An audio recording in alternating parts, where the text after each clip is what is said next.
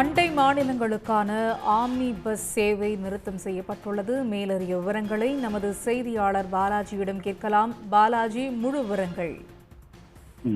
கடந்த 7ஆம் தேதி தமிழகத்திலிருந்து கேரள மாநிலத்திற்கு சென்ற தமிழகத்தைச் சேர்ந்த 100க்கும் மேற்பட்ட ஆம்னி பேருந்துகளில் 30க்கும் மேற்பட்ட ஆம்னி பேருந்துகளை கேரள போக்குவரத்து துறையினர் திடீரென சிறைப்பிடிக்கப்பட்டு சுமார் 70 லட்சத்துக்கும் மேல அந்த பேருந்துகளுக்கு அபராதமாக விதிக்கப்பட்டது. இதே போல கடந்த ஒரு வாரமாக கர்நாடக போக்குவரத்து துறையும் தமிழக பதிவெண் கொண்ட ஆம்னி பேருந்துகளுக்கு அபராதமாக சுமார் 1 கோடி ரூபாய்க்கு மேல் விதிக்கப்பட்டதாக ஏற்கனவே புகார் எழுந்த நிலையில் இந்த பிரச்சனையின் காரணமாகவே கடந்த சில தினங்களாக தமிழ்நாட்டிலிருந்து கேரளாவிற்கு ஆம்னி பேருந்துகள் இயக்கப்படாமல் நிறுத்தி வைத்திருக்கிறது. அதே போல இதற்கு மிக முக்கிய காரணமாக தமிழகத்தில் மற்ற மாநில பேருந்துகளுக்கு சாலை வரி வசூல் செய்வதாகவும், அதே போல தங்கள் மாநிலத்துக்கு தமிழ்நாடு பேருந்து வந்தால் அந்த பதிவெண் கொண்ட பேருந்துகளுக்கும் அந்த கட்டணம் வசூலிப்பதாக ஆந்திரா, கர்நாடகா போன்ற மாநிலங்களின் போக்குவரத்து துறை தெரிவித்துள்ளதாக தற்போது ஆம்னி பேருந்து உரிமையாளர் சங்கத்தினர் தெரிவித்துள்ளனர்.